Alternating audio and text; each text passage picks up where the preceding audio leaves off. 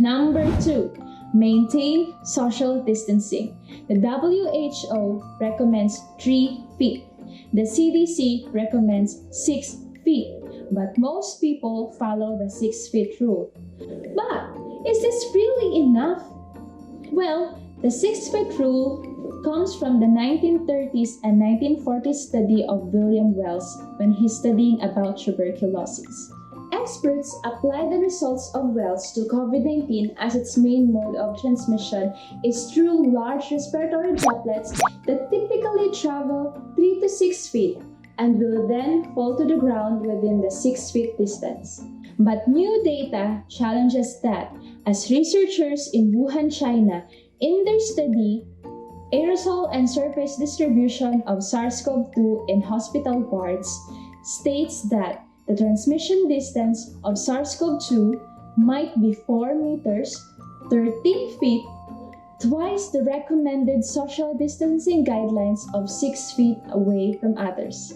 Also, the high SARS-CoV-2 attack rate following exposure at choir practices in Washington, Amsterdam, Germany, England, South Korea, as well as church congregation in Alberta made the experts concerned about aerosol transmission. Hence, they're urging the CDC and WHO to update their guidelines. So what should we follow now that there's the possibility of airborne transmission? Many health experts say that 6 feet of a distance is a good minimum to observe and follow.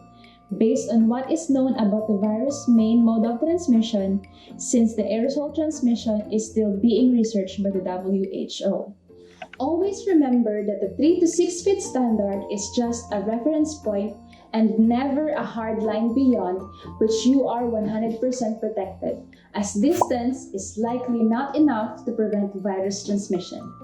6 feet is better than 3 feet, and 12 feet is better than 6, and staying at home is much better than staying out of home. If you can double the distance, why not? But if you can't observe even the 3 to 6 feet rule, then don't forget to wear the right mask and wash your hands. If you find this video helpful, don't forget to subscribe, like, and share with someone who needs to know about it. Thank you for watching and see you next week on another episode of Corona V Up Close and Evidence-Based.